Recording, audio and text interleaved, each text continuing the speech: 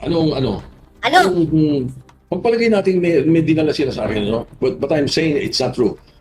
But if indeed they sent money to me, so what did I violate?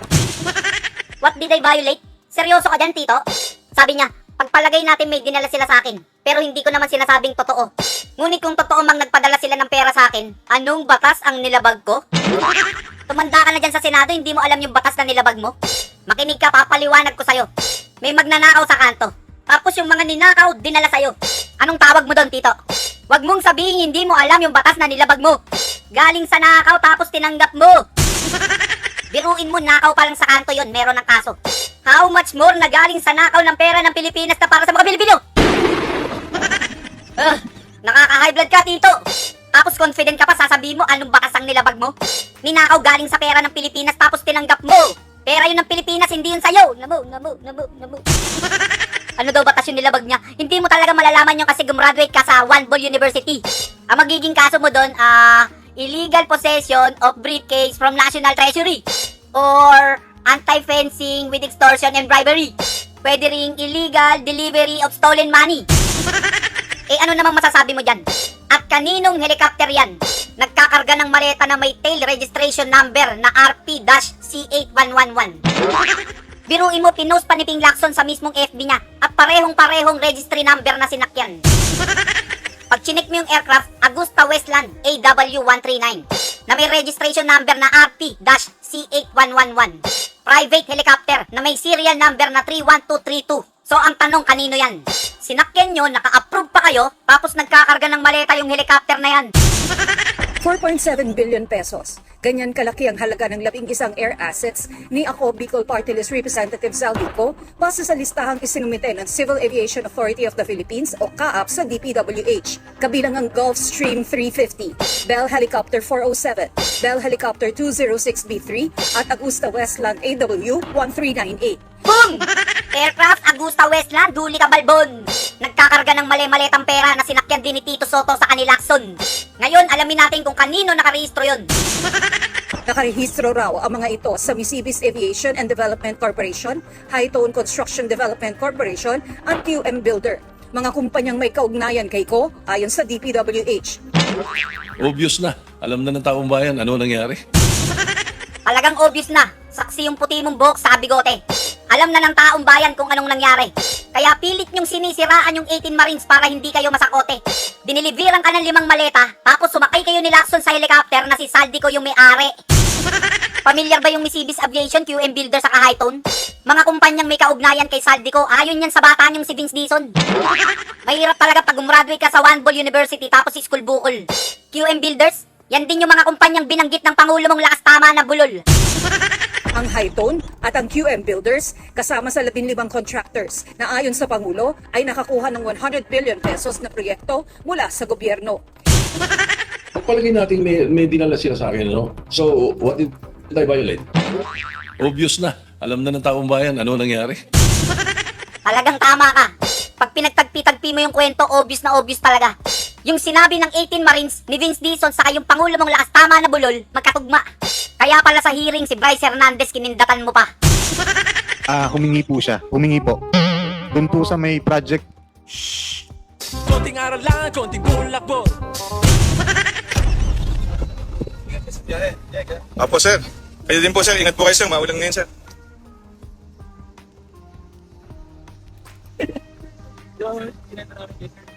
Sir, good luck po sir. Ingat po kayo. Sir, ingat po. Go! Sige. Naka-waste po ba kayo? No waste. No waste, oy. Kita mo? Obvious na talaga. Nakasenyas sila ng approve sa video nila.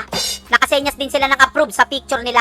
Kaya pala nung naging chairman si Ping Lacson, anak ng buhaya, wala tayong napala.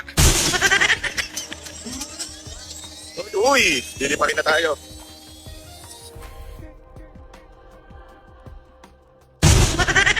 Grabe oh, yan oh. Talagang nagkakarga talaga ng sangkatutak ng mga maleta oh. Para yan sa mga mga maleta boys oh. Kitang-kita mo talagang dami oh. 8 kay Erwin Tulfo, 5 kay Tito Soto. Pagka ganyan yung namumuno, talagang kawawa talaga yung Pilipinas oh. Kaya pala nag-lockdown sa Senado. Ito po oh. Kitang-kita oh, yan oh, sinasakay yung maleta sa sasakyan oh. Obvious talaga oh. Obvious na. Alam na ng taong bayan ano nangyari. Obvious, alam na namin talaga. Wala ka kamo sa posisyon nun, tapos tumanggap ka ng pera, eh di ginamit mo sa kampanya. 8 maleta kay Erwin Tulfo, tapos sa'yo 5 maleta. Tapos sasabihin nyo yung laman ng maleta, mangga. Sa kaing nilalagay yung mangga, hindi sa maleta. Tapos ngayon, meron na naman silang bagong propaganda. Sa Senado, meron daw security threat, meron daw banta. Sa inyo yung pulis, sa inyo yung NBI, anong pinagsasabi yung banta? Dalawa lang yan, gusto nyong mag-declare ng martial law o gusto nyong pigilan yung hearing ni SP Cayetano at Senator Marcoleta. May security threat daw pero sila nakapag-meeting. Pwede silang mag-meeting pero hindi pwedeng mag-hearing. May security threat daw para lockdown yung ending. Wala sila gibuhat sa Senado kaya giharangan yung barbwire. Di sila makasunod kaya wala hearing. Bakit ba pilit kayong gumagawa ng paraan para yung hearing mahinto? Sigurado ko utos yan ng Pangulo mong malakas ang tama sa ulo. Kung sila Senator Marcoleta yung senador ng bayan, sila Tito Soto naman yung senador ng palasyo. Tinatawag na kargador yung mga Marines para mapagtakpan nila yung mga sarili nilang baho. Resourceful persons they present. Let me call on them 18 kargador. Ganun ba? Kung kargador ang tawag mo sa kanila, bobo, edi inamin mo na talaga na meron talagang kinarga.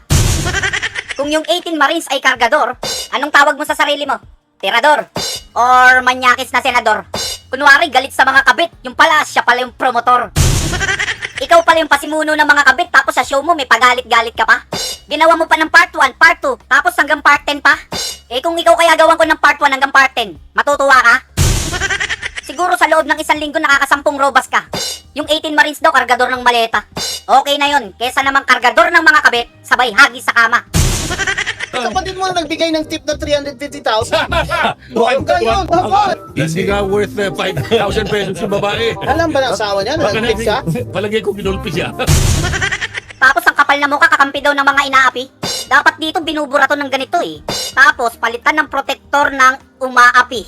Or palitan ng kasabwat ng aapi. I talk to my Ay, tok. Walang niya, bulol ka na naman. Yung mga simpleng words, nirarambol mo na naman. Walang niya, kahit wala kang turntable, nare-remix mo yan. Hindi ko alam kung DJ ka dati kasi yung plaka nagja-jam. we cannot figure out bakit nagkaganito. Paano nangyari? Paano tayo napunta rito? Meron pa Salamat mga kaibigan sa inyong pagsubaybay sa channel nito.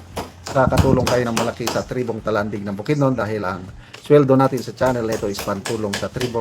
Namimigay tayo ng libreng yero at pako para makapagpatayo sila ng mas maayos na tirahan. Panonoorin nyo ang video nito. Anak ko diri sa balay sa natagaan mo. So mao na ni ang itsura sa iyang atop sa natabangan og gero. Karaan na gid kayo ang